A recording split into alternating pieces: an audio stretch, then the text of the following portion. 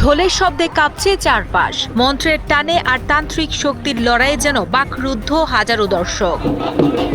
গ্রাম বাংলার প্রাচীন লোকসংস্কৃতির এক রোমাঞ্চকর আয়োজন ঘিরে উৎসবের আমেজ বইছে লোকালয়ে, যেখানে মন্ত্রতন্ত্রের লড়াইয়ে এক ফকির অন্যজনকে টেক্কা দেওয়ার নেশায় মেতেছেন।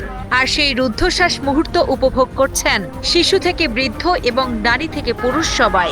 হ্যাঁ, বাংলাদেশে আমি পাতা খেলা দেখছি, দিনাজপুর, রংপুর, পাবনা বন্ধ, তাহা বন্ধ। এইরকম পাতা খেলা আমি জীবনে দেখিনি। খেলাটা অনেক ভালো লাগতেছে। মনে করো যখন পাতাটা ঘুরিয়ে এদিকে মনে করো কবরেজের দিকে আসে, অনেক ভালো লাগে। তখন মনে করো হাত পা ঘুরে আসে, তখন অনেক ভালো লাগে। পাতাকে আমরা বান মারার পরে পাতার অঙ্গ প্রত্যঙ্গে বিষ উঠে যায়, তখন পাতা ওইদিকে শীষ ধরে ওইদিকে চলে আসে। এটাই হলো পাতা খেলার নিয়ম।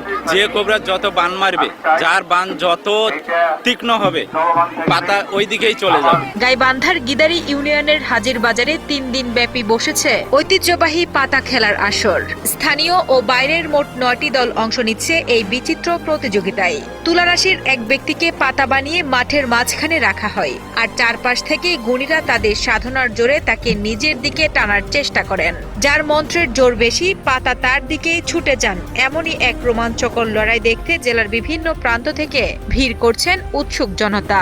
আমি বহু দূর থেকে আসছি পাতা খেলা দেখার জন্য, শুধু দেখার জন্য ছাগল নিয়ে আসছি। হয়তো বহু দূর ফাঁকা ফাঁকা থেকে লোক আসছে। বাউনিবার থেকে এখানে খেলা দেখে আসি।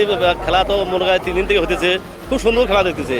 অনেক দূর দূর থেকে লোক আসে। এটা একটা আনন্দের বিষয়। কুনিকরা বিভিন্ন জায়গা থেকে আসে, যার মন্ত্র জোর বেশি সেই পাবে পয়েন্ট। এখানে অনেক দর্শক মাঠে কানায় কানায় ভর্তি, অনেক আনন্দ লাগতেছে এবং নিজেকে খুব ভালো লাগতেছে। অনেক দর্শক এসেছে।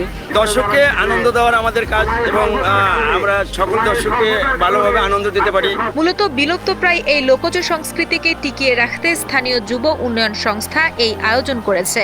আয়োজকদের লক্ষ্য এই সুস্থ বিনোদনের মাধ্যমে তরুণ সমাজকে মাদক ও জুয়া থেকে দূরে রাখা।